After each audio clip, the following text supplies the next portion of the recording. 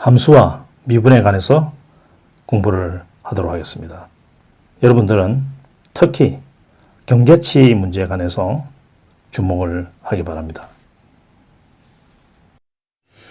우리가 일상생활에서 그 함수 속에 산다 이런 우리가 인식은 아직 하고 있지 않지만 한순간도 우리가 함수로부터 벗어날 수가 없죠. 예를 들면 우리가 등산을 가려고 그럴 때 그 산의 높이라든지 그죠? 그리고 어느 쪽이 가파른지 그런 거 다 좀 따져야 될 거 아니에요.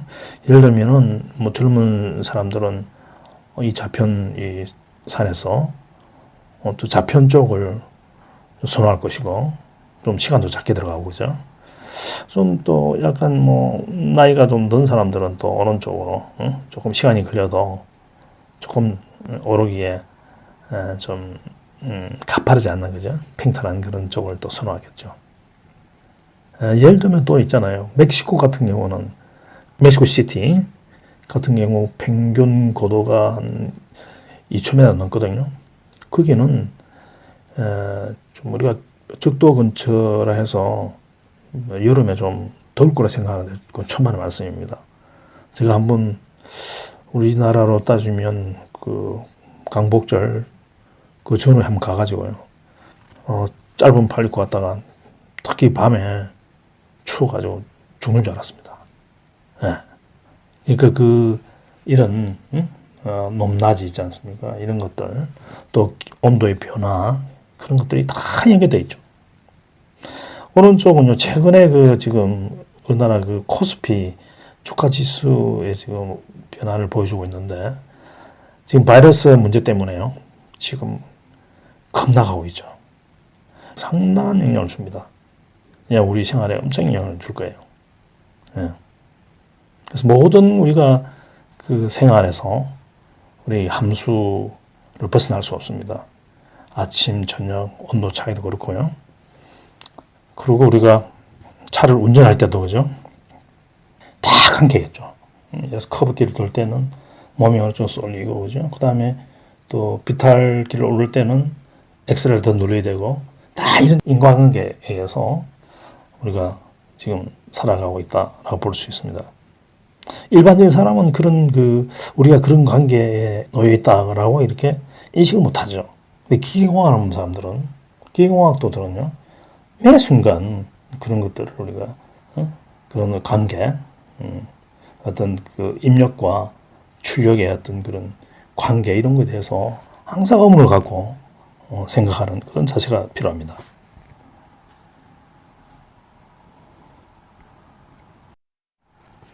여기서는 역학이나 공학에 자주 나오는 함수들을 좀 예시를 해봤습니다.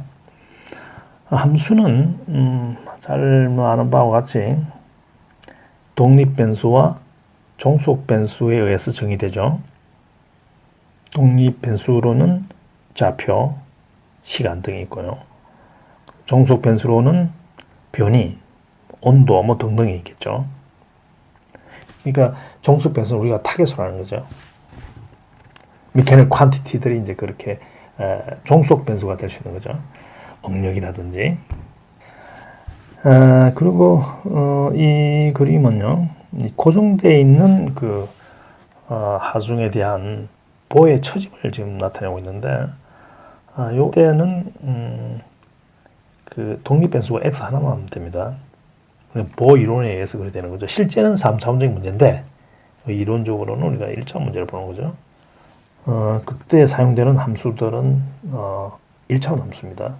qx, v = vx 이런 것들이죠. 만약에 이제 이 qx가 즉 하중이 그 시간에 따라서 바뀌면은 이 독립 변수가 두 개가 되겠죠. 그 리스판스도 그 x뿐만 아니라 t 함수가 되겠죠. 그건 이제 2차원 함수가 됩니다.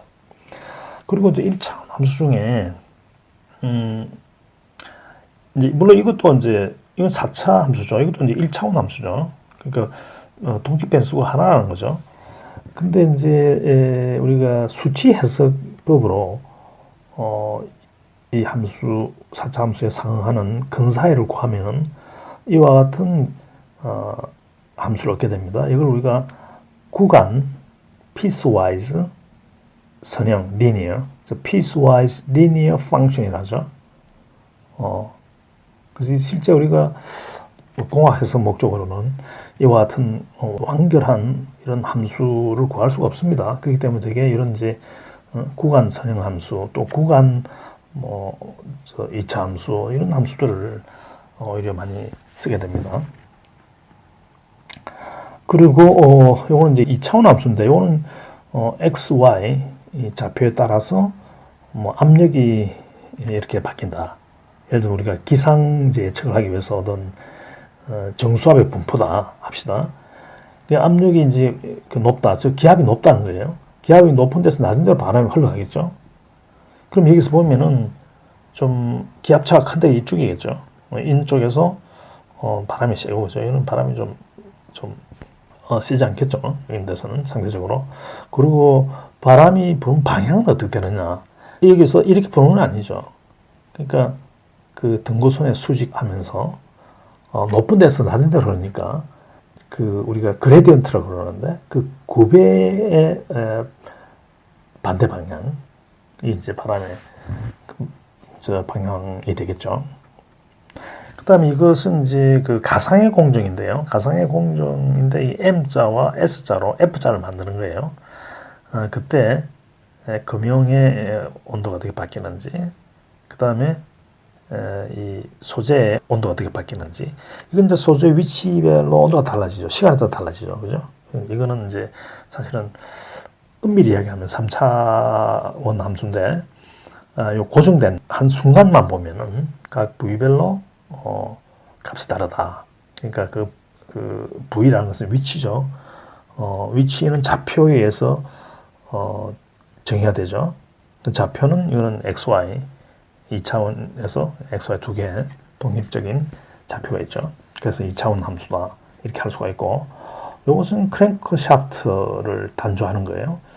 이 크랭크 샤프트는 이 되게 이제 한 1200도 정도로 가열해서 단조를 하게 되는데, 일부 영역은 그 소승열에 의해서 오히려 가열이 되고, 대부분의 영역들은 좀 식죠.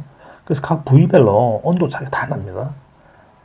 그래서 이 온도 함수죠. 이는 온도 함수인데, 온도 함수는 그 무엇이 함수냐? 온도는 무엇이 함수냐? 위치 함수죠. 위치면 온도가 다 다르잖아요. 한 순간 이야기입니다.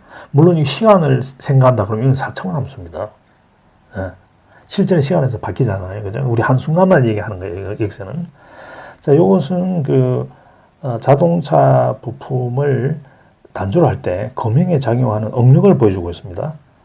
이걸 우리가 유효 응력이라고 그러는데, 이 유효 응력은 위치만 다르죠.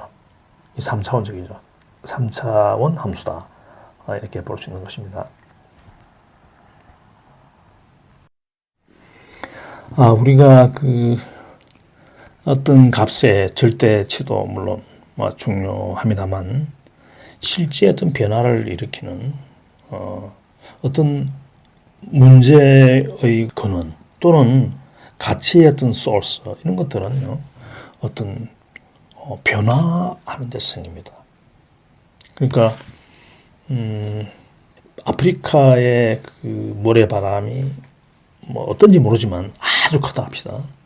근데 아프리카는 우리 입장에서 보면 너무 멀어요. 근데 배나율 측면에서 보면은 아주 작은 거죠. 근데 고비 사막은 여기서 멀지만 그 사하라 사막보다는 훨씬 가깝죠. 고비 사막에서 발생되는 그 모래바람은 우리한테 영향을 엄청 주고 있잖아요. 그래서 이제 그 상대값이 중요합니다. 실제값보다는. 실질적으로 어떤 영향을 주는데 측면에서 봤을 때. 그래서 이제 그거 상대값을 우리가 정량하는 게 뭐냐? 그게 이제 rate of change입니다. 그러니까 변화율이죠. 우리가 이 변화율을 이야기하기 앞서서 먼저 평균 변화율을 정의를 해야 됩니다. 이건 우리가 산수기 때문에 먼저 정의를 하는 거예요.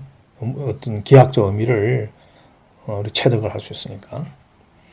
자, 그 x 꼴 a에서 함수값과 x 꼴 b에서의 함수값, 이 두 점이죠, 그죠? 두 점 사이에서 평균 변화율은 뭐냐?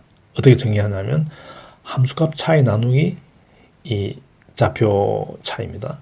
그러니까 단위 좌표 바뀔 때 함수값이 얼마나 바뀌느냐는 거예요. 응? 이거 우리가 바로 뭐 산수니까 알 수 있겠죠. 그리고 이걸 우리가 평균 변화율이라고 우리가 정의합니다. 이건 반드시 알고 있겠죠. 이건 미분에 앞서서 우리가 이야기하는 거니까. 그 다음에 이제 A를 B에 이렇게 수렴을 시킵니다. 그러면 이제 궁극적으로 B가 A에 도달하게 되면 어떻게 되냐면 순간 변화율이 되겠죠. 그러니까 이 A점에서 우리가 기울기가 됩니다. 이때 이 기울기는 어떻게 정의되냐면 요 각도 있죠. 이 각도를 기울기 각도라고 합니다. 영어로 슬롭 앵글이라고 부릅니다. 슬롭 앵글의 탄젠트 값이 기울기입니다. 그러니까 이걸 우리가 순간 변화율이라고 그러고 영어로 instantaneous rate of change라고 그러죠. 그리고 그걸 우리가 수식으로 이렇게 나타낼 수 있겠죠. A를, 그죠? B를 A에 이렇게 수렴을 시켰을 때, 그 순간적으로 이 점에서 변화하는 율이다. 그렇게 보면 되겠고요. 아마 이건 여러분들이 그 기하학적으로 충분히 이해됐을 거고, 자, 요것을 일반화시키면은 우리가 요런 식이 이제 유도가 됩니다. 요거를 우리가 1차 도함수다 이렇게 부릅니다. 도함수는 영어로 derivative다 이렇게 이야기하고요. derive, 어원은 derive죠, 그죠? derive는 유래된다는 뜻이니까 그런 그 유래가 있다는 그런 의미가 되겠습니다. 유래는 이 함수에, 이것도 함수죠. 함수인데 이 함수는 그 독립적으로 이렇게 있는 게 아니라 여기에서 유래된 거다, 유도된 거다, 이런 그렇게 보면 되겠습니다. 상미분, 그 ordinary differentiation의 응용에 관해서 설명을 하도록 하겠습니다. 보호 문제를 가지고요. 보호에 이렇게 고정된 하중이 가해질 때 처짐이 발생하겠죠, 그죠? 그 처짐의 그 1차 도함수는 v'x가 되고 앞에서 우리가 공부한 바와 같이 이렇게 정의가 됩니다. 자, 이것을 읽을 때 dx분의 dv라 만듭니다. dv dx 이건 하나의 함수입니다. dv dx라 하고 그 다음에 이놈을 한 번 더 미분을 하게 되면은 이제 v에 대한 그 2차 도함수가 만들어지겠죠. 이 2차 도함수에다가 ei를 곱하면은 저 ei는 이제 우리 곱힘 가능성이다 그렇게 부르죠. 영어로 fractional rigidity 이렇게 하고 그러면 이제 밴딩 모멘트가 됩니다. mbx가 되고 우리 mbx는 또 구할 수가 있죠. 단면법으로도 구할 수도 있고 또는 우리가 그 미분 방식을 풀을 수도 구할 수가 있는데 이게 구해지면은 미분 방식이 정의가 되는 거니까 미분 방식을 풀면은 처짐함수 vx를 구할 수 있게 됩니다. 이것은 그 고체카학에서 중시하는 그런 미분 방식 중에 하나죠. 그리고 공률이라는 걸 우리가 반드시 또 알아야 됩니다. 보호 이론을 이해하기 위해서는 고체카학에서 뭐 중심은 보호 이론이죠, 사실은. 이 공률은 이 d파이 ds로 정의가 되는데 이것은 단위 길이당 그 슬롭 앵글, 즉 기울기 각도 변화율입니다. 이 그림에서 보는 바와 같이 이 커브가 있는데 이 커브의 위치는 커브의 길이로 정의됩니다. 그러니까 그 커브 길이 S일 때는 C점이 되겠죠. S 플러스 델타 S가 되면 D점이 되는 겁니다. 그럼 커브 길이가 델타 S만 바뀌었죠. 근데 슬롭 앵글이 지금 바뀌잖아요, 그죠? 기울기 각도 파이였는데 여기서는 델타 파이 플러스 파이가 되죠. 그 변화된 양은 델타 파이죠, 그죠? 길이 변화된 양은 델타 S고 델타 파이 나누기 델타 S 해서 리미트 델타 S 제로를 하면 되겠죠. 이게 이제 정의입니다, 정의, 그죠? 그래서 우리가 공유라고 그러고, 원도가 하나의 그 곡선이죠. 원은, 실제 이렇게 이제 정의에서 구해보면은 어떻게 되냐면, 그, R분의 1이 됩니다. 자, 이제 원의 이제 반지름이 R일 때 공유는 R분의 1입니다. 그래서 이 로를 뭐라고 부르냐면, 그 공률 반경이다 이렇게 부르죠. 공률 반경. 원이면 실제 반경입니다. 그리고 이제 여기에 간단한 그 수학을 좀 접목을 하면은 이 카파는 이 처진 곡선으로 표현하게 되면은 이러한 수식이 나오게 됩니다. 이거에 대해서는 고찰 각인데서도 상세하게 공부를 할 것이기 때문에 개념적으로 그냥 소개하는 것으로 마치도록 하겠습니다. 여기서는 상미분에 관해서 정리를 하도록 하겠습니다. 앞에서 정의한 바와 같이 먼저 평균 변화율을 정의하죠. 이렇게 평균 변화율은 두 점 사이를 잇는 선분의 기울기가 되겠죠.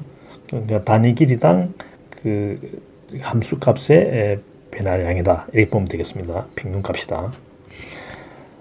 그리고 여기서 델타 x를 제로를 취한다. 그 이야기는 결국은 이제 그 평균 변화율에서 이제 순간 변화율을 바뀌는 거죠. 한 점에서의 그 기울기가 되는데, 그걸 우리가 ordinary differentiation이라고 부른다. 그리고 y 프라임 또는 dy dx 또는 y = fx일 때는 f 프라임 또는 df dx 이렇게 표현하기도 하고요. 어떤 점에서 그 도함수가 존재하느냐 안 하느냐 또는 미분 가능하냐 불가능하냐 그것은 그 미분값의 자극한과 우극한이 같을 때 미분 가능하다 하고요. 다를 때 즉 그 기울기가 다르면은 그 점에서 미분 불가능하다 또는 미분값이 존재하지 않는다 이렇게 얘기할 수 있겠죠. 그리고 우리가 그 반드시 좀 이해를 해야 될 게 그 도함수의 차원입니다. 항상 우리가 이런 걸 따질 때는 본래 정의를 이제 보면 됩니다. 자, 이것은 dy dx에서 dx를 제로로 보내는 거거든요. 차원 따질 때는 이 델타 x를 제로로 보낸다는 것은 의미가 없습니다. 그냥 델타 y하고 델타 x의 차원만 따지면 되는데, 그러니까 델타 y도 델타는 의미가 없는 거죠. 그냥 y 차원이고, 그죠? 이건 델타 x는 x 차원이죠. 그러니까 y 차원 나누기 x 차원, 이 차원이 1이 됩니다. 가령 우리가 가속도 같은 경우는 변이 벡터를 시간에 대해서 두 번 미분한 거죠. 이것 위에는 그냥 그 길이 차원이 되고, 그죠? 밑에는 시간은 두 번 미분하기 때문에 그 시간의 제곱 차원이죠. 그래서 길이 나누기 저 시간의 제곱 차원이 되겠습니다. 가속도 차원이죠, 이게. 함수의 근사화에 관해서 설명을 하겠습니다. 우리가 어떤 한 점에서 함수값을 알고, 즉 그 x = a에서 fa를 알고 또 f 프라임 a, 즉 그 미분값을 안다고 생각합시다. 그러면 그 두 개를 조건을 만족하는 함수는 fa 플러스 f 프라임 a 가로 열고 x 마이너스 a 가로 닫고 이래 되죠. 그래서 이것을 우리가 f1 tilde x 이렇게 제가 표현을 하겠습니다. 그럼 실제는 어떻게 될 거냐? 이거는 지금 두 조건을 정확히 만족합니다, 그죠? 근데 실제 가면 함수는 그 뒤에 요 플러스 에라 텀이 있겠죠, 그죠? 그 에라 텀은 입실론 제곱해서 입실론은 x 마이너스 a 오다다 생각하면 됩니다. 그러니까 우리가 그 x가 a의 근처에 있으면요. 근처 값이면은 입실론이 작은 값이죠. 그 제곱을 하면은 더 작은 값이 되는 거죠. 그래서 앞에 지금 이런 항들은 이 O의 입실론 제곱보다 월등히 큰 값이 되겠죠. 그러니까 x = a 근처에서 이야기입니다. 그래서 이걸 우리가 first order approximation이다, 1차 그 근사하다 이렇게 할 수 있고 1차 근사 함수다 이렇게 볼 수 있겠죠. 그 다음에 2차 근사 함수는 마찬가지로 해서 이제 요 항이 이제 추가되죠. 물론 x과 a에서 두 번 미분한 값을 알 때 이야기입니다. 세 번 미분한 값을 알게 되면은 3차 도함수 값을 알게 되면은 또 이 항이 하나 더 붙게 되겠죠. 점점점 우리가 그 어떤 한 점에서 그 고차 도함수의 함수 값을 알게 되면은 점점점 이게 이제 커지겠죠, 그죠? 근데 분모는 어떻게 되냐면 2팩토리아, 3팩토리아, 4팩토리아 이런 식으로 이제 계속 커집니다. 그건 여러분들이 이제 이걸 미분을 한번 해보면 되거든요. 미분을 해서 이 함수를 넣으면 만족되잖아요. 미분할 때 어떻게 됩니까? 이 항을 미분할 때는 3이 앞으로 놓잖아요. 그죠? 그럼 2가 될 거, 한 번 더 미분하면 어떻게 됩니까? 또 2가 놓으니까. 결국은 이제 맨 마지막에는, 그죠? 요 상수로 하나 남게 되겠죠. 그래서 이제 일반적으로 이렇게 이제 쓸 수가 있다. 우리가 어떤 한 점에서의 그 n차 도함수 값까지 안다면은 우리가 그 함수를 이렇게 우리가 근사할 수 있다. 그런 이야기가 되겠습니다. 앞에서 우리가 x equal a에서 함수값을 알고 1차 도함수 값을 알 때 그 함수의 1차 근사식을 이렇게 구했죠. 여기서 우리 관심은 x equal a가 아니고 x equal a 플러스 델타 x입니다. 그래서 우리가 x 대신 a 플러스 델타 x를 이 식에 대입을 하면 이와 같은 식이 얻어집니다. 자, 여기서 우리 이 식을 이제 일반화시키기 위해서 a 대신 x를 넣으면 이와 같은 함수의 그 1차 근사식이 구해지게 됩니다. 이건 1차 테일러 전개식이다. 이렇게 볼 수도 있겠습니다. 그리고 이것을 우리가 그 임의의 n차로 우리가 확장을 시키면 이와 같은 함수 근사식을 구할 수 있는데 이걸 우리가 테일러 시리즈다 이렇게 부릅니다. 이것은 우리가 역학의 강범위하게 사용되죠. 물론 우리가 테일러 시리즈 전개할 때 이 2차 항 이상은 사실은 많이 쓰지는 않습니다. 근데 이제 우리가 필연적으로 어떤 그 함수 값의 극대 극소 이런 거 따질 때는 이게 이제 요 2차 도함수도 우리가 사용을 해야 되겠지만 그런 경우는 많지는 않습니다. 이것을 우리가 가지고 일반 함수를 갖다가 우리가 폴리노미얼로 이 같은 이제 다항식으로 이렇게 표현을 할 수 있겠죠.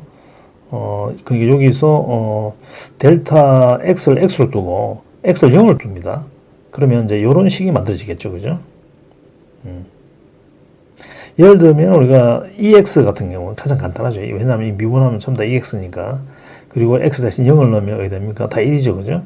그래서 요 EX를 테일러 전개를 하면 1 플러스 X 플러스 2 팩토리아분의 X 제곱 플러스 3 팩토리아분의 X 3승 플러스 4 팩토리아분의 X 4승 1이 되는 거죠.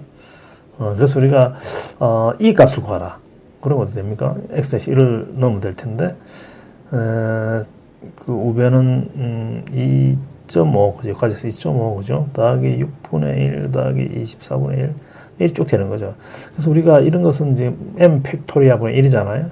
그럼 m 팩토리아는 우리가 정수니까 정수분의 1은 또 정수고 정수분의 정수는 유리수죠. 그래서 유리수를 딱 무수히 대했더니 무리수로 되더라. 이런 이제 이야기입니다. 상미분 방정식에 관해서 공부를 하도록 하겠습니다. 상미분 방정식이라고 하면은 방정식인데 그 방정식에 상미분 항이 포함된 것을 말합니다. 상미분 방정식의 차원은 무엇으로 정의하냐면 최대 도함수의 차원입니다. 그리고 그 선형 상미분 방정식이 있고 비선형 상미분 방정식이 있습니다만은 우리가 되게 이제 대학교 수학에서는 선형 상미분 방정식을 주로 공부를 하죠. 비선형 그 상미분 방정식은 손으로 풀 수가 없으니까 여기서 보는 바와 같이 모든 항에 하나의 그 함수가 있을 때 여기서 이제 미지 함수를 이야기합니다. px다, qx다 이런 것은 기재 함수죠. 이건 상수입니다. 미분 방식 입장에서는. 그러니까 이제 그 2차 도함수 하나, 1차 도함수 하나, 일반 함수 하나, 그렇죠, 그죠? 이게 이제 미지의 함수들인데 그것이 차원이 다 1차원이지 않습니까? 그래서 이건 이제 선형 그 ordinary differentiation이다 이렇게 하고요. 요 같은 경우는 이 첫째 항은 그 선형이죠. 근데 이게 비선형이죠. 자, 요 두 번째 항에는 그 y 프라임과 y가 두 개의 그 미지의 함수가 그 곱해져 있죠, 그죠? 그래서 요건 우리가 비선형이다 이렇게 합니다. 요것도 이제 비선형이죠.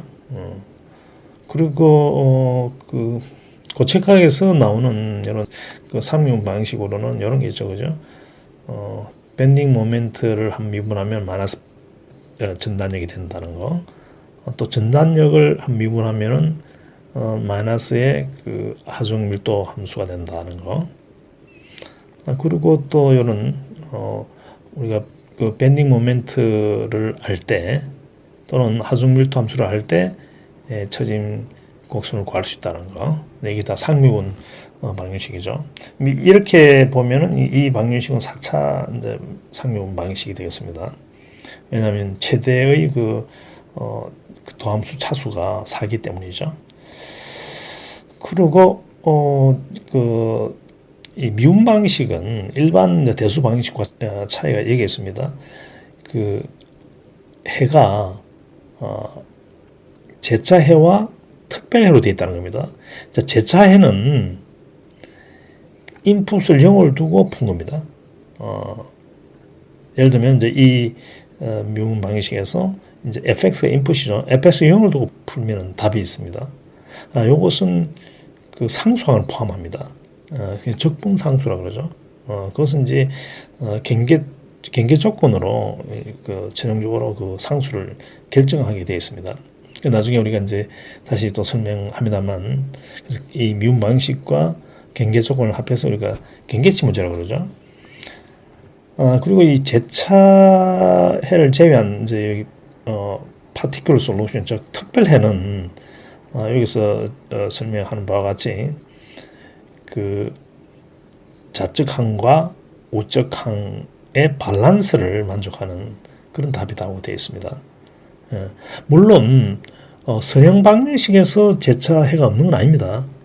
예를 들면 이게 이제 선형 방식입니다만은 본래 이게 만약 이 행렬이 싱귤러 하면은 제차해가 있을 수가 있습니다.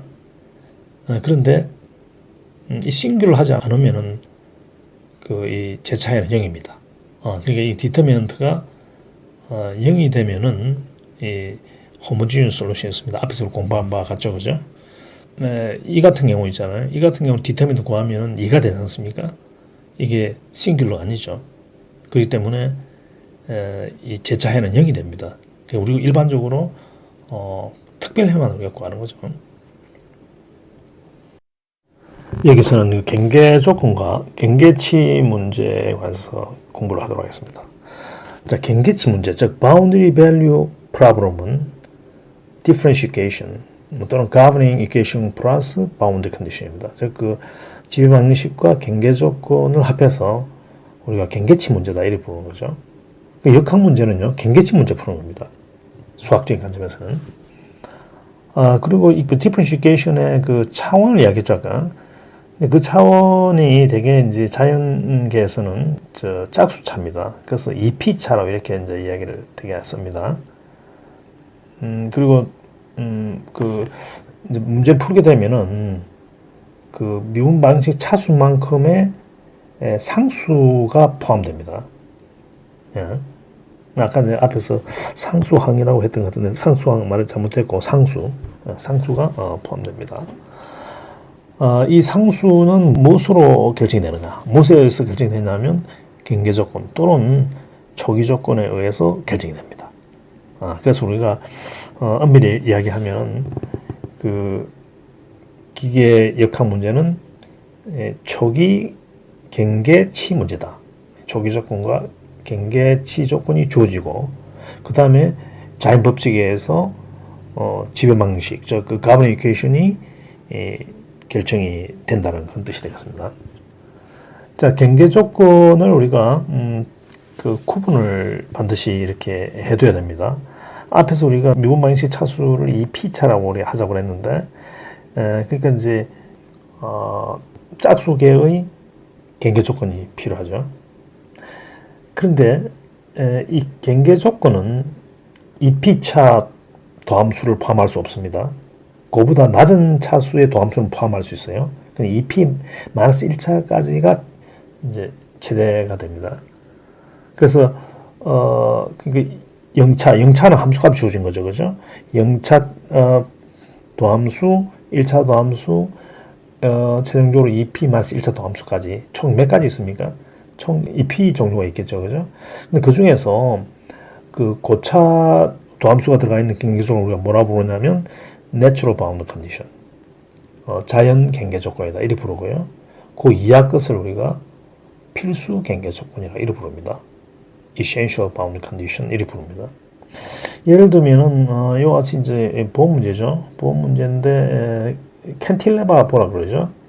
이것은 뭐 좌표는 변위가 0이고 교리가 0이죠, 그죠? 그래서 이 두 개의 경계 조건이 우리가 바로 기하학적으로 결정이 됐고, 그 다음에 끝점에서는 전단력도 0이고 굽힘 모멘트가 0이죠, 그죠? 근데 우리가 굽힘 모멘트는 어떻게 됩니까?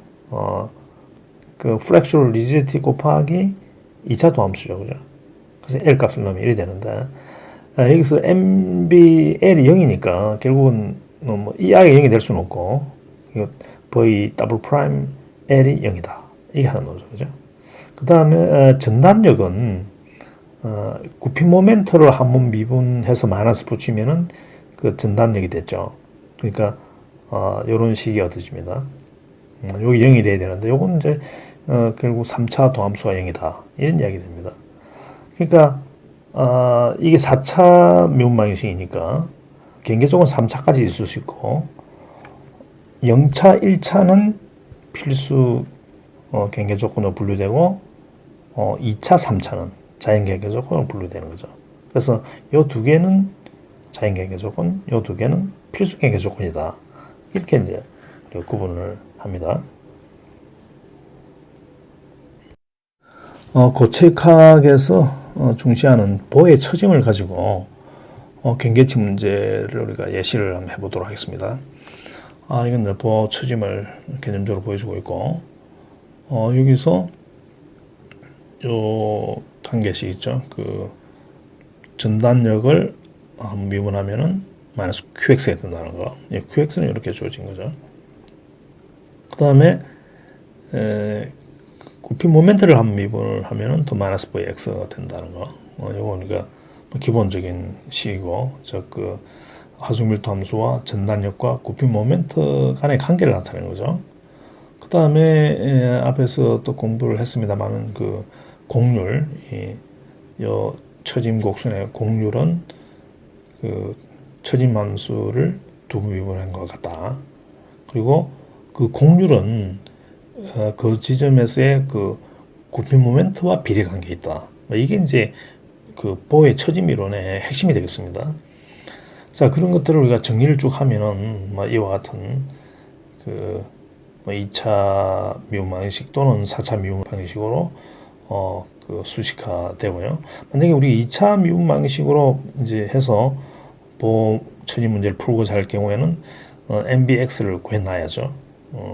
그러지 않고 4차 미분 방식으로 우리가 문제를 풀겠다. 그러면 밴딩 모멘트 구할 필요는 없죠. 그냥 QX만, 하중밀도 함수만 알고 있으면은 대신 이제 경계 조건 4개가 필요하고 이런 경계 조건 2개가 필요하겠죠. 그죠?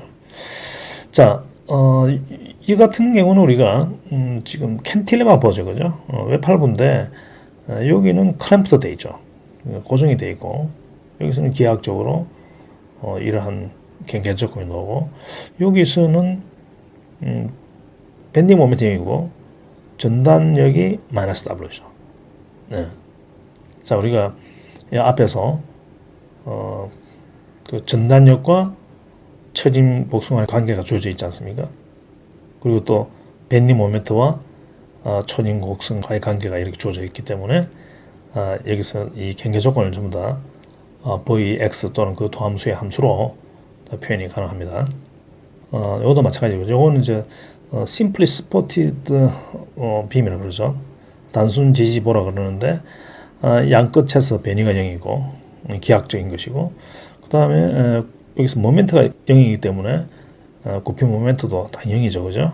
그러면 이 이제 두 개의 조건이 수식가 되는데, 그것은 결국은 이제 그 두 지점에서 그 양 끝단에서 처짐 고순의 2차 도함수가 0이라는 그런 이제 결과로 나타나죠.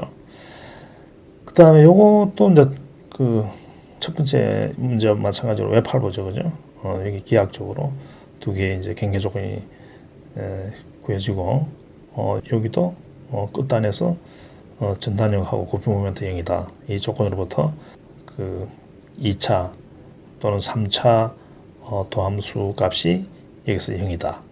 라는 조건으로 이제 수식가 됩니다. 따라서 우리가 이제 이것이 이제 커뮤니케이션, 즉 그 ordinary differentiation이고, 경계 조건은 이제 문제에 따라서 이렇게 달라지죠. 그래서 이 미분 방식과 경계 조건을 묶어서 우리가 경계 문제다, 이렇게 이제 이야기하는 겁니다.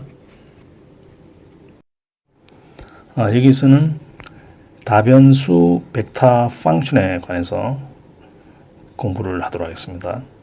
자, 앞에서 우리가 독립 변수가 하나인 함수에 관해서 공부를 했고, 상미분과 상미분 방정식, 경계치 문제 이런 걸 공부를 했죠. 그런데 그 공학 문제의 대부분은 그 독립 변수가 하나가 아닙니다. 그래서 상미분 방정식이 아니고 편미분 방정식으로 수식가 되죠. 그래서 주로 이제 지금부터는 편미분에 관해서 이제 공부를 하게 됩니다. 독립 변수는 물론 2개 이상이 돼야 되고요. 근데 그 종속 변수는 뭐 하나일 수도 있습니다. 예를 들면 온도 같은 경우는 원래 스칼라죠. 온도는 벡터 펑션이 온도를 위해서 정의되지는 않습니다. 스칼라 펑션이 되겠죠. 반면에 변이 같은 경우는 본래 변이는 벡터죠. 근데 위치마다 다르기 때문에 위치 함수가 되죠. 만약에 시간에 따라서 변화된다면 시간도 하나의 독립 변수로 고려되어야 합니다.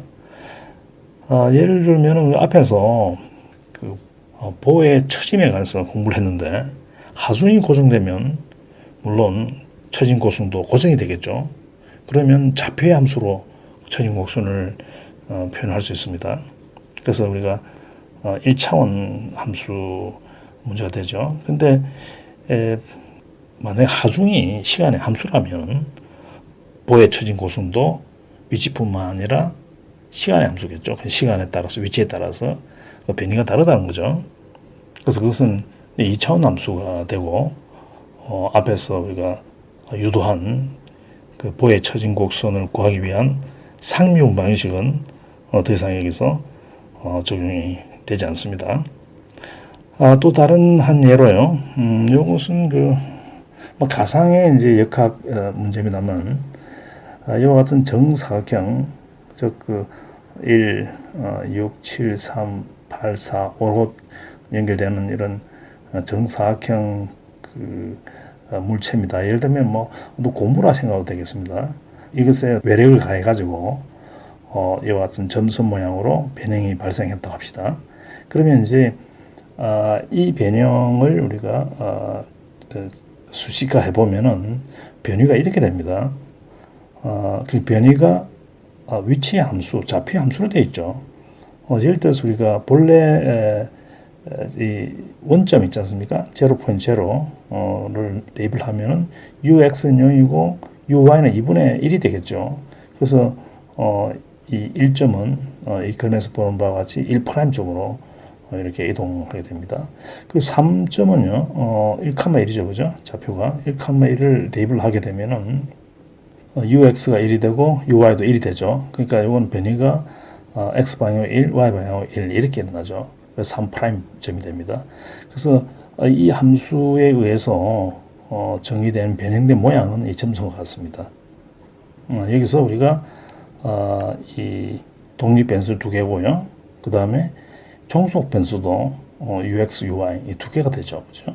이와 같은 우리가 함수를 벡터 펑션이다 이렇게 부릅니다. 자, 여기서는 편미분, 즉 그 partial differentiation과 구배, 즉 그레디언트에 관해서 공부를 하겠습니다. 앞에서 우리가 상미분을 정의하기 앞서서 평균 배나율에 관해서 공부를 했죠. 여기서도 먼저 우리가 그 개념을 한번 적용해 보도록 하겠습니다. 단지 차이는 앞에서는 독립 변수가 하나고 여기서는 독립 변수가 두 개입니다. 그러니까 이때는 각각 그 독립 변수에 대한 평균 변화율을 구합니다. 그러면 나중에 우리가 이제 알게 되겠지만 임의 방향의 평균 변화율은 그 두 개, x 방향, y 방향의 평균 변화율 두 개를 알면은 수학적으로 우리가 알 수가 있게 됩니다.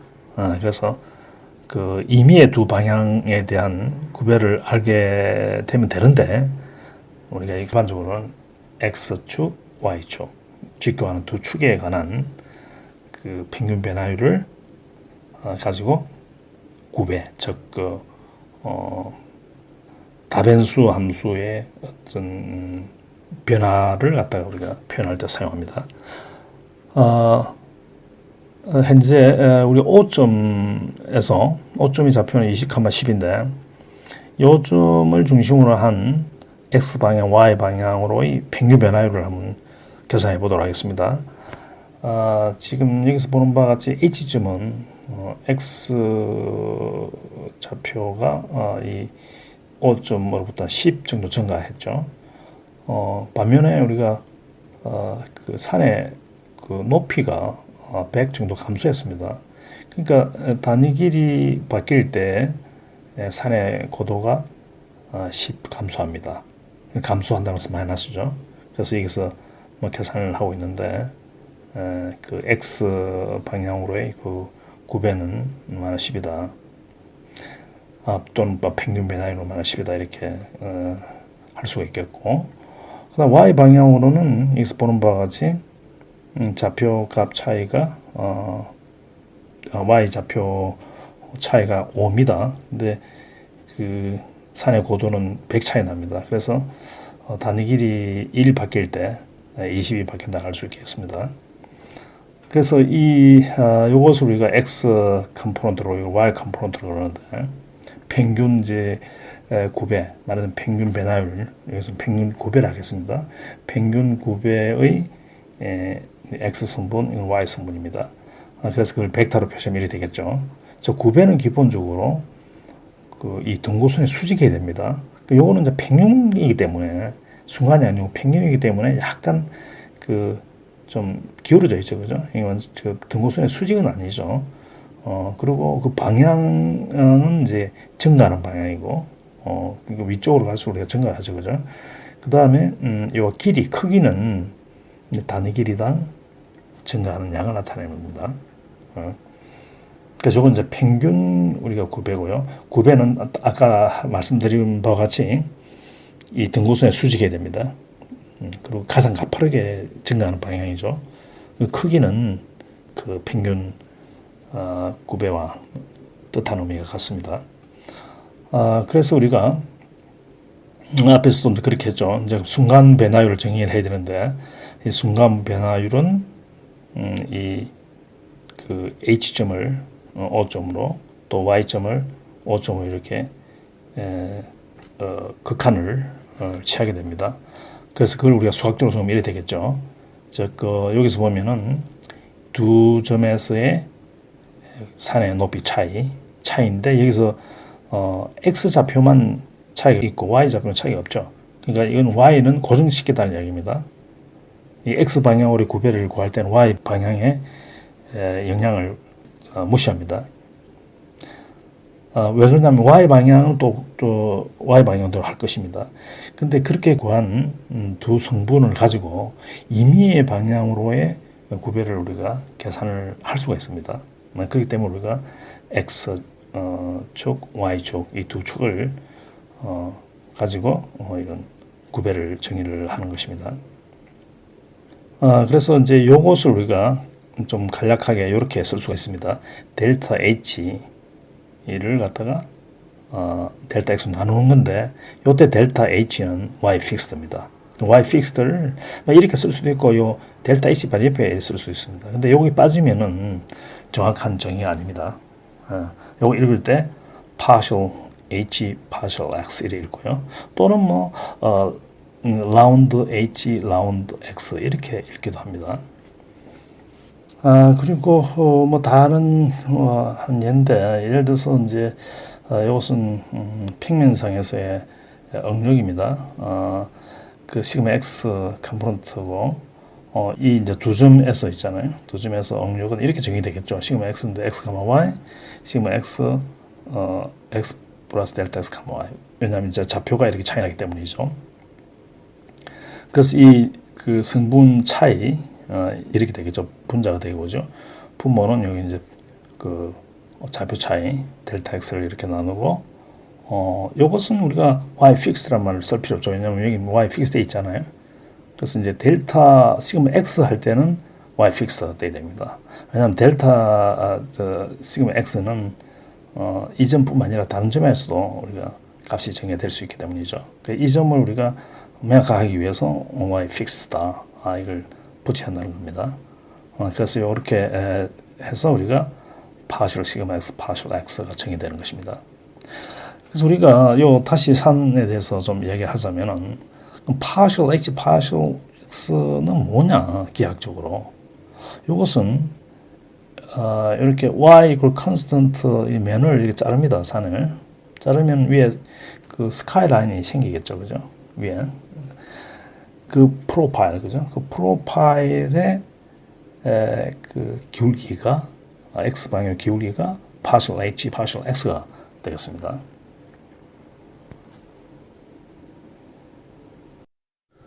여기서 그 패미분 즉 partial differentiation을 다시 한번 정의를 해 보도록 하겠습니다. 함수는 pi equal pi x, y입니다. 즉 그 2차원 함수가 되겠죠. 독립배수가 두 개입니다. 이때 partial pi partial x와 partial pi partial y가 이제 정의되는데 그 전에 평균 변화율은 이렇게 이제 정의됩니다. 각 이제 이 성분이 이렇게 정의되는데 이것은 평균 9배다 이렇게 보면 되겠습니다. 그리고 이렇게 이제 partial pi, partial x, partial pi, partial y는 9배의 성분이 됩니다. 9배는 벡터입니다.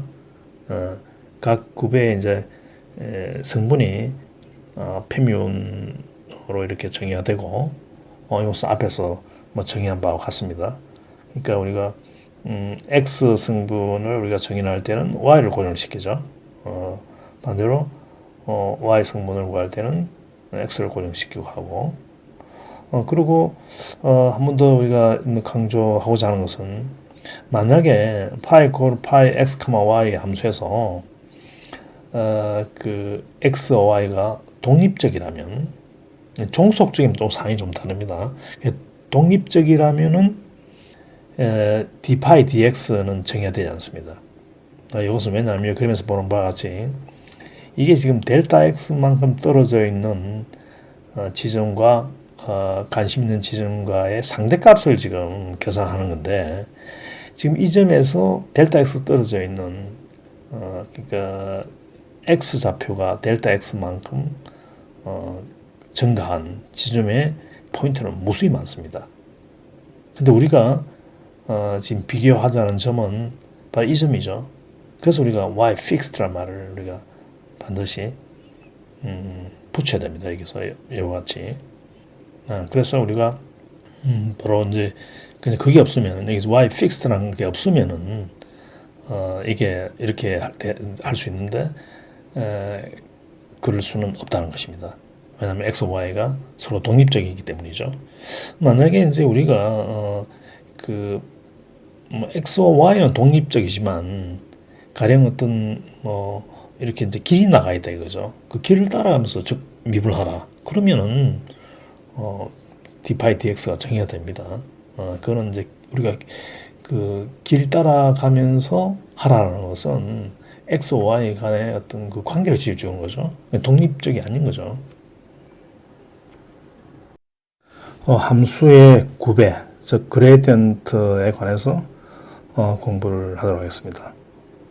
함수가 3차원 함수일 때, 즉 파이 콜 파이 x, y, z일 때 각 x, y, z 좌표에 관한 편미분을 구해서 이렇게 나란히 배열합니다. 이것을 우리가 그레디언트로 정의를 합니다. 즉 그레디언트는 벡터죠. 그리고 그레디언트를 표시할 때 이 함수에다가 델을 이렇게 붙입니다. 델 파이다 읽죠.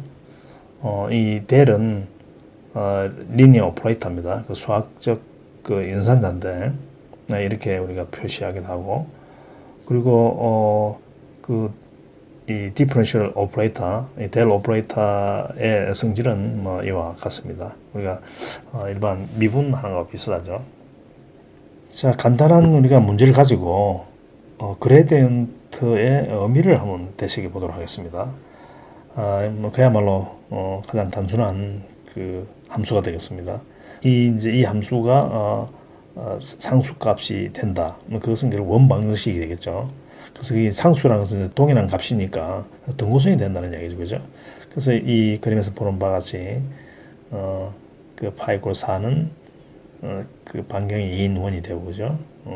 파이 콜 9는 반경이 그 3인 원이 되고, 파이 콜 25는 반경이 5인 원이 되겠습니다.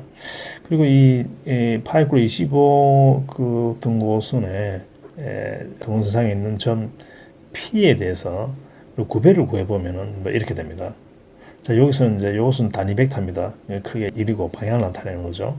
앞에 10은 결국 요 방향으로 단위 길이 바뀔 때 이 함수값이 10 바뀐다는 그런 뜻이 되겠습니다. 이 점에서. 그래서 우리가 이 구배는 그 함수가 가장 급하게 증가하는 방향이다. 그것은 이 등고선에 수직해야 되겠죠, 그죠? 그리고 요것을 이제 우리가 이용해 가지고 최적화 기법에 쓰이는 게 있죠. steepest descent method라는 게 있죠, 그죠? 요것은 결국 이제 요 값이 가장 낮은 값이지 않습니까? 여기에 이제 수치적으로 도달을 하는 방법 중에 이 그레디언트를 구해가지고 그 반대 방향으로 이렇게 점진적으로 최적한 최소값에 도달시키는 그런 방법이 steepest descent method가 되겠습니다. 가장 급하게 descent는 우리가 값이 감소한다는 뜻이죠. 가장 급하게 감소하는 방향으로 그 답을 찾아가는 그것을 우리가 최적화 기법 중에서 steepest descent method다 이렇게 얘기를 합니다. 급경사법이다 이렇게 얘기를 하죠.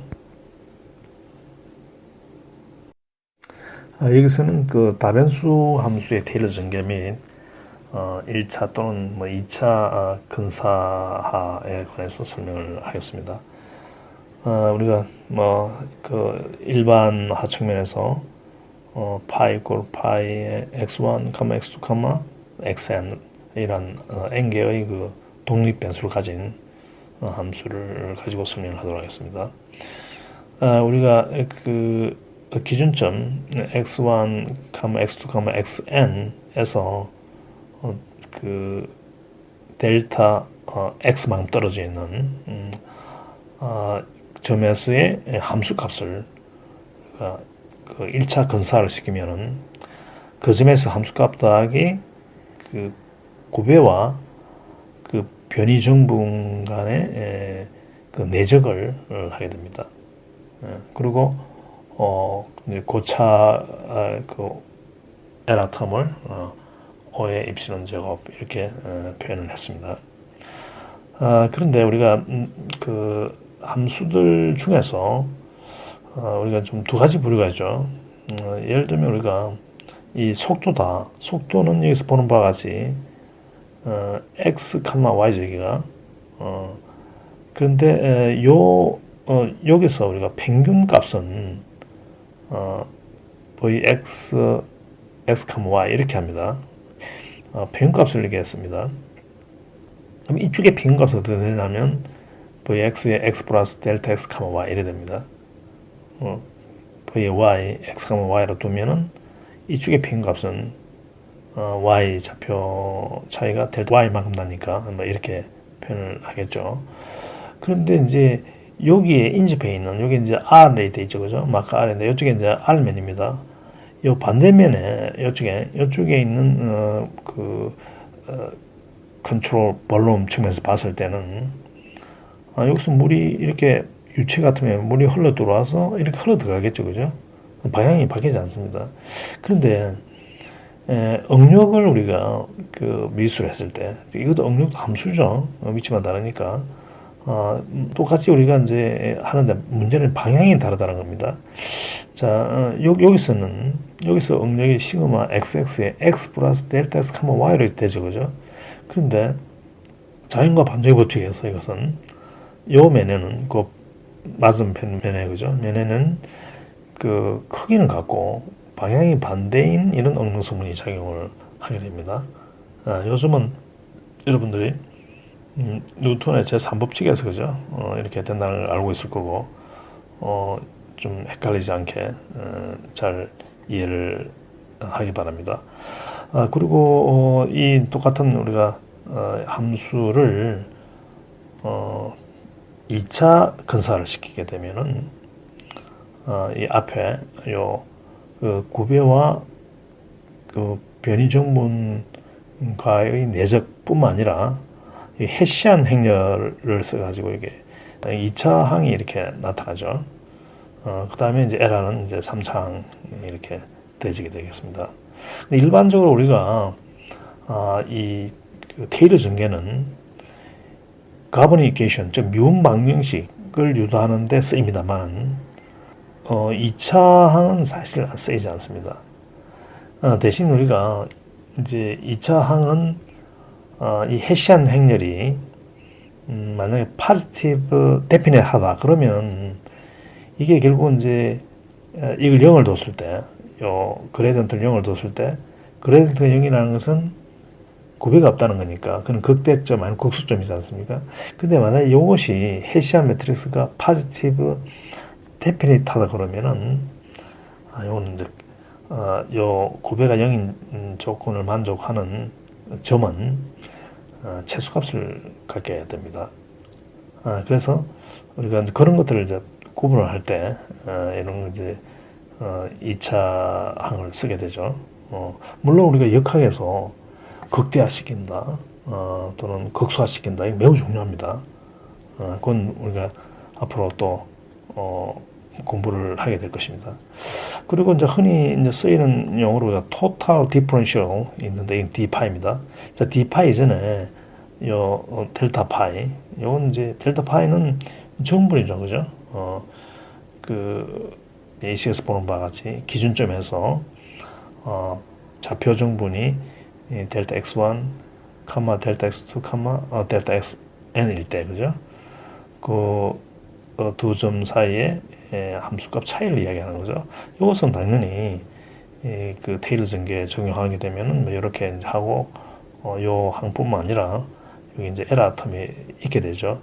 근데 요걸 이제 리밋 델타 xi를 제로로 취하게 되면은 요 같은 이제 토탈 디퍼런셜이 이제 계산이 되고 그죠. 여기 이제 에라 텀은 없어지게 되는 거죠.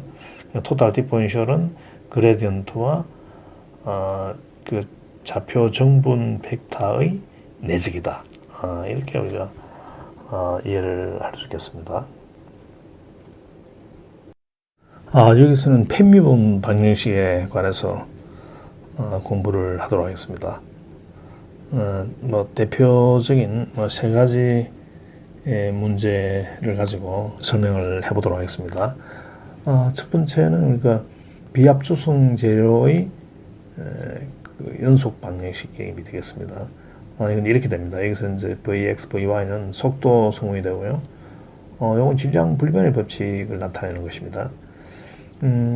이제 이거는 이제 이 차원에서는 정사각형의 우리가 컨트롤 볼륨을 가지고 시작을 합니다. 이것은 한 점을 나타내는 겁니다. 여기서 보다시피 한 점인데 역학에서 한 점은 평면상에서는 정사각형으로 생각하면 됩니다. 물론 여기 델타 x, 델타 y는 같다고 보면 됩니다. 엄밀히 이야기하면 그냥 직사각형이다 이렇게 하면 되는데 하여튼 우리가 그 편의상 정사각형으로 간주를 해도 무방하다 하겠습니다. 그렇다고 해서 델타 x와 델타 같다는 뜻은 아닙니다. 자, 이때 요 면의 좌표를 평균 속도를 나타내기 위해서 x과 y로 하고요.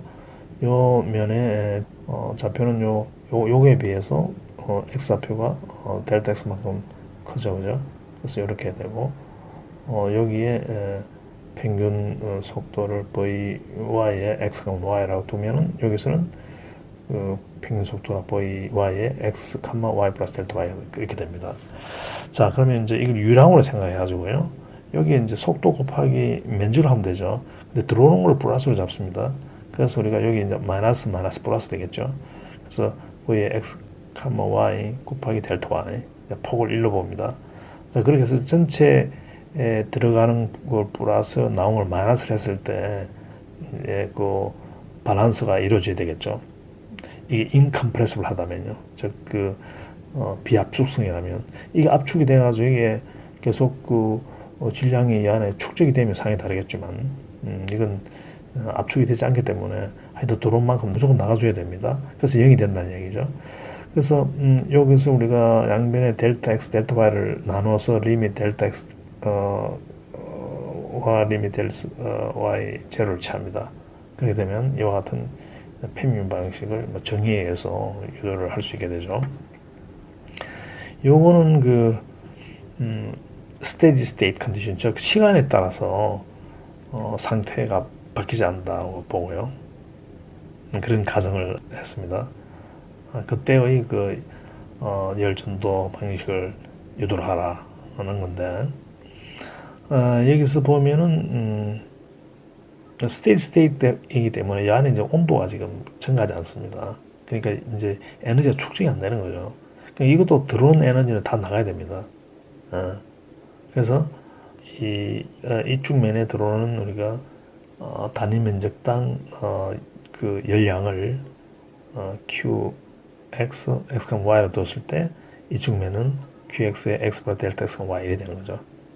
그 다음에 마찬가지로 이쪽 방향 qy가 되겠죠. 여기서 이제 평균값이 x, y고 여기는 qy의 x, y 플러스 델타 y가 이렇게 되겠습니다. 이거 우리가 x, qy는 벡터죠, 그죠? 이 열 유동은 방향이 있습니다. 그래서 이걸 우리가 heat flux다 그러고 벡터입니다, 이걸. heat flux의 x 성분이 heat flux의 y 성분이 이렇게 되겠습니다. 그래서 우리가 여기서도 이제 들어가는 것을 플러스를 해서 나를 마이너스 해가지고 그 열 유동량의 밸런스를 따져보면은 결과적으로 이러한 평균 방식이 얻어집니다. 요거는 이제 우리가 뭐라고 하냐면 열 유동 heat flux의 divergence 이렇게 부르죠. 요거는 그 속도, 그죠? 속도의 divergence다 해야 되는 거죠. 그래서 heat flux의 divergence가 0이다 이런 이제 뜻이 됩니다.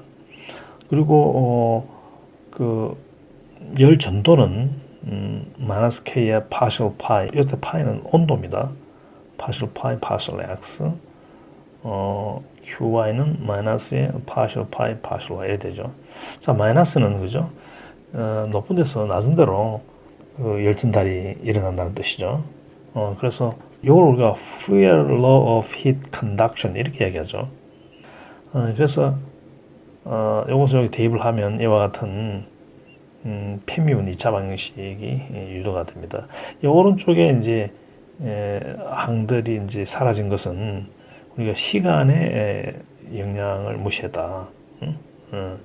무시 가능한 그런 문제. 예를 들면 우리가 압연공진 같은 경우, 그런 같은 경우는 이 측정점을 보고 있으면은 처음에는 물론 그 온도가 좀 바뀌죠. 근데 어느 정도 지나고 나면 온도가 거의 일정하게 유지되는 소위 말하는 스테디 스테이트다, 정상 상태다 이렇게 이제 얘기를 하는 거죠. 그 다음에 중요한 equation of equilibrium, 저 평행 방정식인데 이것은 이렇게 이제 이 차원에서 이렇게 되죠. 이건 고체과에서 공부를 한 내용입니다. 이 저 정사각형의 컨트롤 볼륨에 각 그 면에 작용하는 응력을 표시를 했습니다. 이렇게 여기 시그마 x고 요거는 이제 이와는 다르게 아까 설명한 바와 같이 그죠? 그 뉴턴의 제3법칙에 의해서 그죠? 방향이 이렇게 플러스를 여기서는 이렇게 잡고요. 이건 이렇게 잡은 거죠. 대신 위치가 다르기 때문에 여기서는 시그마 x인데 x에 x 플러스 델타 x 칸마 y인데 테일러 전개하면 이렇게 되는 거죠. 마찬가지로 타워 x도 동일하게 이렇게 이면은 타워 yx, 이면은 타워 x 플러스 파셜 타워 yx, 파셜 y, 델타 y 이렇게 되는 거죠. 그래서 이제 힘의 밸런스를 따져야 되는데, 자 우리가 이 시그마 x, 시그마 x는 없어지죠, 그죠? 또 타워 yx, 타워 x 이렇게 상쇄되고요. 그리고 이 두 개가 서로 그 힘의 밸런스를 만족해야 된다는 겁니다. 그러니까 이거 곱하기 이 델타 y 이제 면적을 곱해야 힘이 되니까 그죠? 요것도 이제 여기다가 요걸 곱해야 되고 델타 y를 곱해야 되겠죠. 그래서 양쪽에 델타 x, 델타 y 있지 않습니까? 그걸 우리가 다 그 제거를 해버리면, 소거를 해버리면, 그리고 요 더하기 요게 0이 돼야 된다는 얘기예요. 그래서 그게 이제 x 방향으로 우리가 해서 이게 유도되고, 이건 또 y 방향으로 우리가 그 힘의 평행 조건을 따져서 유도를 할 수가 있습니다. 그리고 우리가 뭐 기타 우리가 좀 알아둬야 될 사항으로 이 시그마 x는 기하학적으로 정의되는 건데 어떤 점에서 델타 x만큼 떨어지는 지점, 그 지점에서 그 두 점이 정해되죠. 그 두 점에서의 x 방향으로의 변이 차이를 그 두 점의 그 x 좌표 차이가 나눈 겁니다. 그러니까 어떤 기준적으로 봤을 때 내 그 옆에 있는 이웃에 있는 점이 x 방향으로 상대 변이가 단위 길이당 얼마나 나는 거예요. 그래서 그걸 우리가 그 수학적으로 좀 이래 되는 거죠, 그죠? 그러니까 y를 고정시키고 어떤 점에서 델타 x만큼 변이 정분을 시켰을 때 그 두 점 사이에는 변이가 델타 ux만큼 차이가 있는 거죠, 그죠? 이것은 바로 이렇게 정해야 된다는 겁니다. 파슈 ux, 파슈 x로. 그래서 여러분들이 역학을 좀 심도 있게 이해하려면 이 시그마 x 이퀄 파셜 ux, 파셜 x 이 자체를 뜯어보면서 뜯어본다는 결국 이렇게 보는 거죠. 이렇게 정의를 보는 거죠, 그죠? 이것이 갖는 기하학적 또는 역학적 의미를 바로 이해를 할 수 있어야 됩니다. 이거는 별 그렇게 어려운 건 아닙니다. 여러분들이 꼼꼼하게 좀 분석적으로 들여다보고 그럴 필요가 있죠. 자, 앞에서는 많이 좀 간소화된 설문 방식을 3개 소개를 했고요. 이것은 실제적인 문제를 가지고 설명을 해보도록 하겠습니다. 이것은 이제 3차원 공간상에서의 열전도 방식이 되겠습니다. 여기서는 이 고체에 대한 겁니다. 유체는 여기에 또 소위 말하는 컨펙티브 텀이 붙게 되어 있는데 빠졌죠. 그래서 이건 고체의 열전도 방식이다 이렇게 보면 되겠습니다. 이것을 우리가 고등역학에서는 이러한 행식으로도 쓴다. 이건 또 기회가 있으면 한 번 더 설명을 하도록 하겠습니다. 이걸 우리가 지수 표현법이다 이렇게 합니다. Initial Notation이다 이렇게 합니다. 지수 표현법이다. 그 다음에 이제 경계 조건이 있겠죠. 근데 반드시 말이죠. 이것은 지금 스칼라 함수이기 때문에 한 점에서의 하나의 경계 조건이 필요합니다. 그러니까 경계상에는 모든 점은 반드시 하나의 경계 조건이 부과되어야 됩니다. 모든 점에 하나의 경계 조건이 부과되어야 되는데 여기서 우리가 열전달 이런 문제에서는 경계 조건을 한 3가지 정도로 나눠볼 수 있지 않느냐. 뭐 다른 것도 있을 수 있습니다. 근데 대표적으로 3가지로 나눠볼 수 있지 않느냐. 하나는 이렇게 이제 파이가 온도인데 온도가 주어진 경계 조건. 이걸 우리가 Dirichlet Boundary Condition이다 이렇게 부릅니다. 이건 이제 Essential Boundary Condition에 속하겠죠. 그러니까 이건 앞에서 우리가 상미분에서 정의되어 있지만 마찬가지입니다. 이건 2차 편미분 방식이죠. 2차 편미분에서는 경계 조건에 포함될 수 있는 그 편미분의 최대 차수는 1이죠. 그죠? 0 아니면 1이죠. 2가지 종류밖에 없는데 낮은 거 0. 0은 필수 경계 조건에 속합니다. 그거는 이제 함수값이 바로 주어지는 거죠. 온도가 주어지는 경계입니다. 그래서 우리가 파이 ST로 이렇게 분류를 해서 여기서 썼고 그 다음에 요 같은 경우는 힙 플락스가 주어진 경계죠. 요게 델타 파이에다가 K를 곱하면 어떻게 됩니까? 그게 이제 전도열 유동이죠. 유동량인데 노멀 벡터, 표면에 수직한 벡터를 내석하게 되면은 그게 바깥으로 빠져나가는 열량이 되겠죠. 그죠? 그게 이제 주어진 경계가 있을 수 있다는 거죠. 그것을 우리가 노이만 바운드 컨디션이다 이렇게 이제 부르기도 하고 이것은 이제 내추럴 바운드 컨디션, 즉 자연 경계 속에 속하죠. 1차 도함수만을 내포하고 있기 때문입니다. 근데 실제 열전달에서는 표면 온도와 대기 온도의 차이에 따라서 대류 convective heat transfer 양이 달라지죠. 그래서 대류 열전달 양이 달라집니다. 그래서 이와 같은 경계 조건이 만들어지죠. 사실은 온도와 온도 구배가 경계에서 같이 들어갑니다. 이걸 우리가 러빙 또는 믹스드 바운드 컨디션이다 이렇게 부릅니다. 자, 여기서 우리가 강조를 해둬야 될 것은 뭐냐면 이 경계 조건은 말이죠. 반드시 이 경계조 다 돼보면은 표면이 돼야 됩니다. 전체 표면을 커버를 해야 되고요.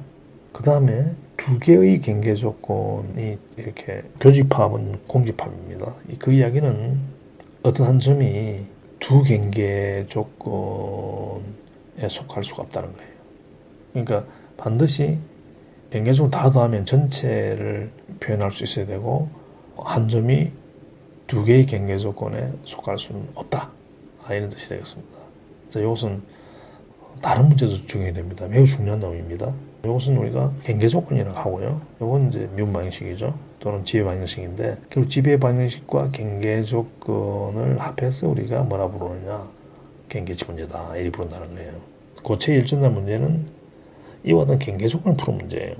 자, 요거는 갓메이드예요. 요거는 사람이 어떻게 할 수 없어요. 사람이 할 수 있는 것은 K값, 즉 열전도 계수가 온도의 함수고 그럴 거거든요. 뭐 그런 것들을 가지고 있어야 되고요. 로시도 마찬가지고 열 용량, 우리가 thermal capacity 또는 heat capacity라고 하는데 이 값들을 잘 알고 있어야 되고요. 그거는 사실은 뭐 머티리얼 핸드북 찾아보면 다 알 수가 있죠. 그런데 그래서 이거는 우리가 뭐 개수 빼고는 이 식 자체는 사람이 손댈 수 없어요. 근데 여기에 이제 경계 조건은 상황이 다릅니다. 그거는 여러 가지 딱 이렇게 온도만 이렇게 주어진 이렇게 심플한 경계 조건이 아닐 수도 있어요. 그러니까 이거는 우리 사람들이 그 경계 조건에 맞춰서 수식할 수도 있고 또 그에 필요한 상수도 사람이 결정할 수 있죠. 예를 들면 우리가 물을 뿌리는 양을 조절해가지고 이런 개수를 조절할 수 있잖아요. 그래서 우리가 이거는 God made다, 이건 man made다 이렇게 우리가 하기도 합니다. 여기서는 탄성 변형을 받는 고체의 경계치 문제에 관해서 학습을 해보도록 하겠습니다. 이것은 탄성 변형을 받는 물체를 개념적으로 나타내고 있습니다. 재료의 내부를 우리가 V로 이렇게 표시를 했고 경계를 S로 표시를 하는데 이 경계는 크게 변이가 주어진 경계와 하중이 주어진 경계 이렇게 볼 수가 있습니다. 물론 여기서는 믹스드 서피스도 뭐 이렇게 포뮬레이션을 해놨지만 앞에서 우리가 열전달에 했을 때 같습니다만 여기는 가령 스프링이 붙어있든 이러면은 변이돼도 영향을 받겠죠. 경계 조건이. 그래서 일반적으로 이렇게 쓸 수가 있겠습니다. 어쨌든 이 소재 내부에서는 이러한 평행 방식을 보죠. 이 평행 방식이 만족이 돼야 됩니다. 변이와 변행률 간에는 이런 식이 성립을 하고, 그리고 후크 법칙에 의해서 변행률과 응력은 이런 관계가 있습니다. 그리고 경계 조건으로서는 이제 변이가 주어진 경계, essential boundary condition이죠. 그 다음에 하중이 주어진 경계, 우리가 traction prescribed boundary다 이럽니다. 이건 displacement prescribed boundary라고 그러고요. 이건 우리가 이제 뭐 전형적인 natural boundary condition에 속하죠. 자연 바운더리 컨디션에 속합니다. 이거는 믹스드죠. 왜냐면 이건 이제 하중 요인 변이기 때문에 아까 뭐 로빈 바운더리 컨디션이라고 했죠, 그죠? 그 다음에 열전달과 마찬가지입니다. 모든 경계 조건의 합집합은 표면이 됩니다. 이 뜻은 뭐냐면 어떤 경계상의 점에서도 반드시 요구된 경계 조건이 있어야 된다는 거예요. 경계 조건이 부과되어야 된다는 이야기입니다. 그리고 어떤 점에서 동시에 두 개의 경계 조건이 한 방향으로 작용할 수는 없다는 그런 뜻이 지금 들어가 있습니다. 중복돼서는 안 된다는 거예요. 그런데 자, 앞에서는 우리가 미지의 함수가 온도였죠. 스칼라 함수죠. 그죠? 근데 여기서는 미지의 함수가 변입니다. 변이는 벡터 펑션이죠. 벡터 함수인데, 그리고 여기서 보는 바와 같이 미분 방정식이 연립되어 있지 않습니까? 각 미분 방정식에 대해서 하나의 경계 조건이 부과되어야 됩니다. 따라서 이것은 i가 1, 2, 3 각각 성립해야 됩니다. 그러니까 x방향으로 경계 조건이 이런 조건이 만족이 돼야 됩니다. 그러니까 x방향으로 주어져 있는 경계 조건을 다 모아봤더니 경계가 되더라 이거예요. 그렇게 돼야 되고, 그 다음에 물론 중복도 안 되고요. 그러니까 x방향으로 한 점에서 두 개의 경계 조건이 부과될 수 없다는 겁니다. 지금부터는 함수의 극화에 관해서 설명을 하겠습니다. 먼저 y = fx를 가지고 공부를 하겠습니다. 즉 독립변수 하나인 스칼라 함수죠. 테일러 전개를 적용해보면 f의 x 스타 플러스 입실론은 이렇게 됩니다. 여기서 이제 요 항을 그죠? 좌변으로 보내서 이렇게 쓸 수가 있는데, 이게 만약에 항상 0보다 크다 그러면 fx 스타가 최소값이 되겠죠, 그죠? 이게 항상 0보다 크려 그러면 어떻게 하면 되겠습니까? 입실론은 뭐 임의의 이제 값이기 때문에 플러스 마이너스 방향이 바뀔 수 있잖아요. 그래서 요게 0이 되어주면은 입실론 제곱은 양수니까 어떤 뭐 값에 상관없이, 그 다음에 요것이 양수면은 이 조건에 만족이 될 수가 있습니다. 어떨 때? 입실론이 매우 작을 때. 왜냐하면 여기 입실론 3승이거든요. 요건 이제 3차 도함수는 상수이기 때문에 이 값이 크다 그러더라도 입실론은 그보다 훨씬 작은 값을 생각하면 되거든요. 이것은 이제 결국은 x 스타 그 주위에서 이야기거든요. 그 주위에서, 그러니까 local minimization 값을 갖는다는 겁니다. 그런데 만약에 이게 0이 돼버리면 되느냐? 그러면 또 이놈이 이제 이 두 개 0이니까 이놈이 이제 지배적이 되겠죠. 근데 입실론 삼성은 입실론이 플러스 마이너스 따라서 왔다 갔다 하니까 이건 뭐 이쪽을 만족시킬 수는 없죠. 그때는 이게 또 0이 돼줘야 되겠죠, 그죠? 그래서 이게 또 양수면은 상관없게 되겠죠. 그래서 그걸 이렇게 그 조건을 일반화시켜서 정리를 해두었습니다. 이건 이제 반대로 생각하면은 로컬 맥시미제이션 문제가 해결이 되겠죠. 부호가 이제 반대가 되겠죠, 그죠? 그리고 이제 이거든 저거든 간에 익스트리멈 포인트가 되기 위해서는 반드시 일단 미분값은 0이 돼야 됩니다. 이게 0이 안 되고 극대국소를 이야기할 수가 없죠. 물론 이게 0이라고 해서 반드시 어떤 x 스타 점이 뭐 최소값이 되거나 최대값이 되거나 그러진 않습니다. 그게는 이제 변곡점도 있고 소위 말하는 그 inflection 포인트라고 하는데요. 조금 더 큰 의미로 우리가 stationary 포인트다. 이 stationary 한다는 것은 잠시 머무른다는 이야기, 순간에 머무른다는 이야기입니다. 변곡점이라고 그러죠, 그죠? 변곡점. 변곡점은 사실은 이렇게 3차 함수에서 변곡점을 안 봐요. 내려와다가 이제 그 기울기가 좀 줄어들다가 또 갑자기 또 급하게 또 그 감소를 하게 되죠, 그죠? 이게 이제 변곡점이죠. 요즘 코로나 19 때문에요. 방송을 듣다 보면은 뭐 변곡점을 지났다 그러는데 변곡점 지나면 더 급하게 더 많이 만들어집니다. 사실은 변곡점을 하면 안 되고 극점을 지났다 이렇게 얘기하죠. 가변수 함수의 비구속 극하에 관해서 설명하도록 하겠습니다. 구속 극하라는 것은 극하를 하되 구속 조건을 만족시켜야 하는 그런 문제가 있죠. 역학 문제에서 constraint extremization 문제는 그렇게 많지 않습니다. 물론 그것도 여기 설명 같은 개념으로 해결은 가능합니다만, 물론 이제 우리가 최적 설계 문제 이런 같은 경우는 구속 조건이 붙게 되죠. 우리가 이제 함수 pi equal pi x1, x2, xn을 예를 들어서 설명하도록 하겠습니다. 물론 이제 테일러 전개를 해야 되겠죠, 그죠? 그리고 이 점이 xi 스타 점이 만약 극대값이 되기 위해서는 이 조건을 만족해야 되겠죠, 그죠? 그리고 앞에서 우리가 뭐 유도를 해서 single variable function에 대해서 그 값을 가질 조건을 우리 유도했지 않습니까? 같은 개념으로 하다 보면은 결국 이제 네시스 컨디션이 생기죠. 이게 이제 필요 조건입니다. 이게 0이 안 되고는 그 점이 극대극소가 될 수는 없죠.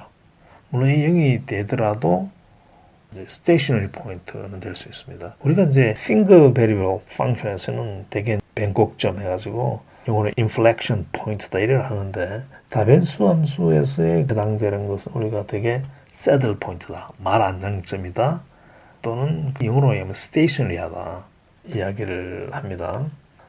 그래서 우리가 스테이셔너리 하거나 또는 익스트리먼 포인트를 갖는 조건은 일단 네시스 컨디션이에요. 이건 그 두 개를 다 포함하면 이 컨디션은 necessary 플러스 sufficient예요. 필요 충분 조건인데, 우리가 극값을 찾겠다고 하면은 이 조건은 필요 조건이 됩니다. 충분 조건은 뭐냐? 아까 이제 설명했지만 헤시안 매트릭스가 세컨드하게 나온다 했지 않습니까? 이 0이 되죠. 요 놈이 이제 파지티브 데피니트하다. 그 이야기는 입시는 상관없이 이 2차행 함수가 양수란 얘기죠. 그죠? 그러면 이제 이것이 극소값을 가질 조건이죠. 여기 h가 네거티브 데피니트하다. 그러면 이게 최대값을 갖게 되겠죠. 최적화에서 Lagrange multiply method는 매우 중요합니다. constraint minimization 문제에서, 그러니까 극하 문제 또는 최적화 문제에서 구속 조건이 있는데, 구속 조건 중에서 equality condition, 즉 등식 구속 조건이 있는 문제입니다. 그러니까 우리가 이해 표현을 위해서 목적 함수라고 그러죠. 이게 영어로 objective function을 pi라고, pi equal pi x1, x2예요. 그러니까 그 2차원 평면에서 문제죠. 그런데 이런 이제 구속 조건이 있는 겁니다. 이 구속 조건을 만족하면서 이 함수를 최소화시키라는 겁니다. 그러니까 이제 예를 들면 그림으로 이제 해서 제가 이 개념을 설명을 하겠습니다. 이것이 지금 등고선으로 되어 있는 산이라 합시다. x1, x2 이렇게 표현하죠. 그런데 h, x, y, x, x2 equal 0이다. 이것도 등고선이죠. 그 값이 0이라는 겁니다. 자, 위에 이 함수는 우리가 값이 여러 계층이 있겠죠. 10도 될 수 있고 100도 될 수 있고 한데, 우리가 최소값을 구하라는 얘기고, 이것은 h를 하나 함수로 봤을 때 h equal h x1, x2를 함수로 봤을 때 이건 등고선을 나타냅니다. 그 등고선 값이 0이라는 얘기죠. 등고선이 이렇게 지금 이 곡선을 이렇게 그리고 있습니다. 그럼 어디가 이 등고선을 따라가면서 함수값이 이 등고선이 목적 함수 등고선이 최소가 되는 게 어디냐 이 이야기예요. 그것은 이 포인트 P입니다. 이 그림에서 보면 알 수 있겠죠. Q가 될 수 없는 것은요, 이 보니까 조금 더 가면은 보이지 않습니까? 값이 작은 값이 나타나잖아요. 근데 이 P점은 constraint의 그레디언트, 즉 등고선에 수식한 것과 그 다음에 목적 함수의 구배가 방향이 일치하거나 또는 반대 방향이다 이거예요. 그러면 여기서 움직였다 그러면 이제 함수값이 더 증가하거나 또는 감소하게 된다 이거예요. 그래서 이 조건이 우리가 constraint minimization 문제가 의미 있는 답을 가질 필요 조건이 됩니다. 그래서 이걸 이제 두 벡터죠. 벡터가 이제 동일 선상에 있어야 된다는 겁니다. 반대 방향일 수도 되고, 그러기 위해서는 결국은 델타 파이하고 델타 H가 상수의 배수 관계에 있다는 겁니다. 대개 우리가 이 상수 C를 마이너스 람다로 준다는 거예요. 그러다면 이 조건이 만들어지고 이건 본래 성립해야 되고요. 그래서 미니미제이션 문제가 빠져버렸죠. 이런 대수 방정식을 푸는 문제로 바뀐 거예요.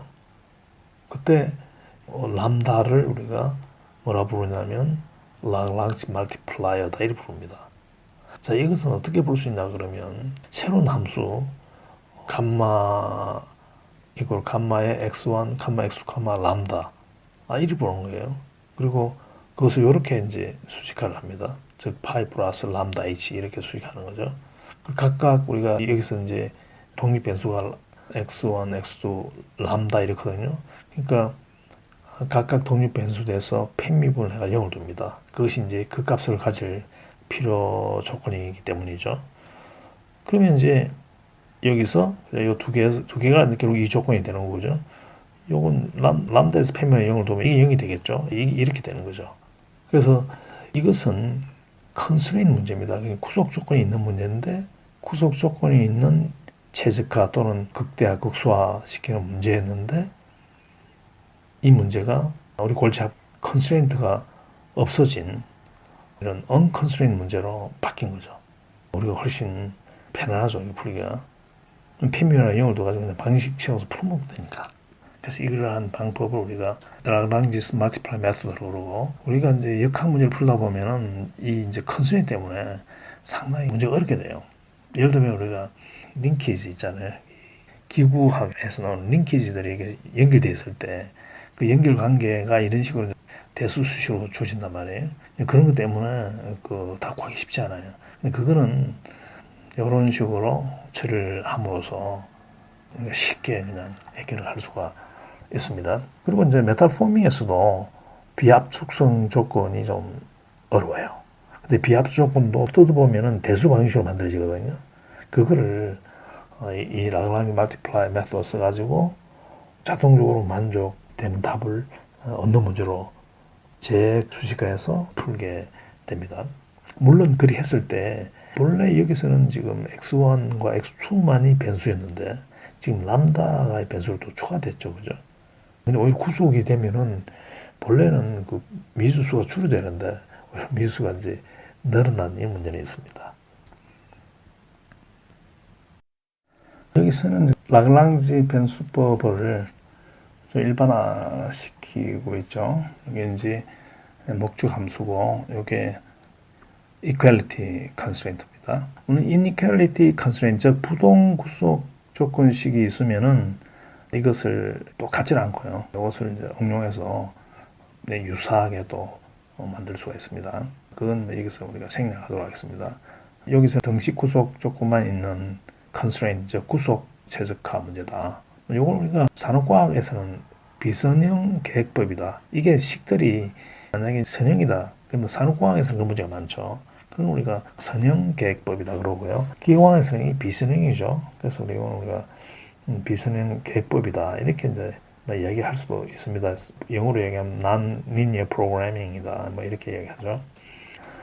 그래서 어쨌든 이런 구속 조건이 있는 최적화 문제를 구속 조건이 없는 최적화 문제로 라그랑지 멀티플라이 메소드를 써서 변화를 시키고, 이것이 그 값을 가질 필요 조건으로부터 대수 방식을 얻게 되죠. 그걸 풀므로써 우리가 네시스 컨디션을 만족시키는 그런 점들을 찾을 수 있죠. 물론 그렇다고 해서 그 점이 반드시 그 값이 된다는 것은 아닙니다. 그 값이 되기 위한 필요 조건을 만족시키는 거고, 역학에서는 사실은 조건을 그렇게 따질 필요가 없습니다.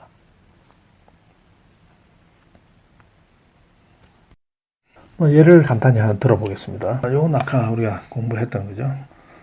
단순한 함수죠. 그런데 구속 조건이 여기 있습니다. 이 조건을 만족하면서 최소값을 구하라. 이건 고등학교 때 그죠? 작도법을 해서 어떻게 구하기도 하고 그리 했던 기억이 나는데, 물론 작도법을 해가지고 이걸 찍어서 답이다 이 이야기를 한 게 아니고 개념을 그죠? 작도를 해가지고 파악을 하고 그 수식과 세워서 푸는 그 문제이기도 합니다. 근데 이걸 우리가 라그랑지 멀티플라이 메소드를 쓰게 되면은 이걸 없앨 수가 있죠, 그죠? 이렇게 요 항이 이제 추가됨으로써 없애집니다. 그리고 이제 이 세 개를 독립 변수로 봐서 필요 조건으로부터 세 개의 식이 만들어지고 세 개의 변수를 결정할 수 있겠죠. 여기서 우리가 1, 4, 이 점이 되겠네, 그죠? 그리고 람다가 마이너스 4인데 이 람다가 갖는 의미가 있습니다, 사실은. 만약에 이제 바치는 문제다. 어떤 변이를 구속하는 문제 같으면 변이 구속하기는 어떻게 됩니까? 변이를 구속시키는 방법이 뭐예요? 힘을 가해야죠, 그죠? 우리가 책상 다리 밑에 변이는 0이죠. 뭐가 그 받쳐줍니까? 뭐가 0으로 유지시켜줍니까? 힘이죠, 힘. 그때 이 람다는 힘이 되는 그런 의미가 있습니다. 그건 이제 앞으로 이제 학부 때 말고 이제 대학원 때 고등역학을 공부하다 보면은 그런 의미를 해석을 해야 될 그런 또 경우가 발생할 수가 있습니다. 또 극하 문제의 다른 한 행태로 우리가 페널티 메소드를 하겠습니다. 본래 constrained minimization 문제 또는 constrained extremization 문제죠. 여기서 이건 뭐 그대로 아까 썼고 이걸 없앨 때 여기다가 이제 큰 상수를 곱하고 그 다음에 이게 함수에다가 제곱을 했습니다. 그리고 이걸 최소화시켜 버립니다. 그러면 답이 말이죠. 요것을 근사적으로 이 0이라는 것을 근사적으로 만족시켜 주고요. 왜냐하면 이게 요 p가 페널티 상수라는 건데 이게 워낙 크기 때문에 이 0이 안 되면은 최소값이 되지 않아요. 그렇다고 완전 0은 안 됩니다. 하여튼 0에 가까운 값으로 만들어주면서 이거를 최소화시켜주는 그런 답을 찾아주는 그런 방법이 되겠습니다. 페널티 메소드고. 그것은 우리가 물론 메타포밍 있는 데서 많이 쓰죠. 그러니까 아까 얘기했던 그 비합속성 조건 그런 것들을 우리가 처리하는 데 쓰고요. 또 접촉면에서 재료가 서로 침투하지 마라. 뭐 이런 조건을 우리가 부과하는 문제가 많습니다. 그런 문제에서도 우리가 이걸 쓰게 되고요. 또 경계 조건을 우리가 바로 스트롱하게 바로 그냥 접목을 시키면 뭐 그래도 되긴 돼요. 근데 또 그걸 약간 풀어주고 다른 문제와 이렇게 연동해가지고 문제를 용이하게 또 풀 때도 이런 페널티 메소드를 쓰게 돼요.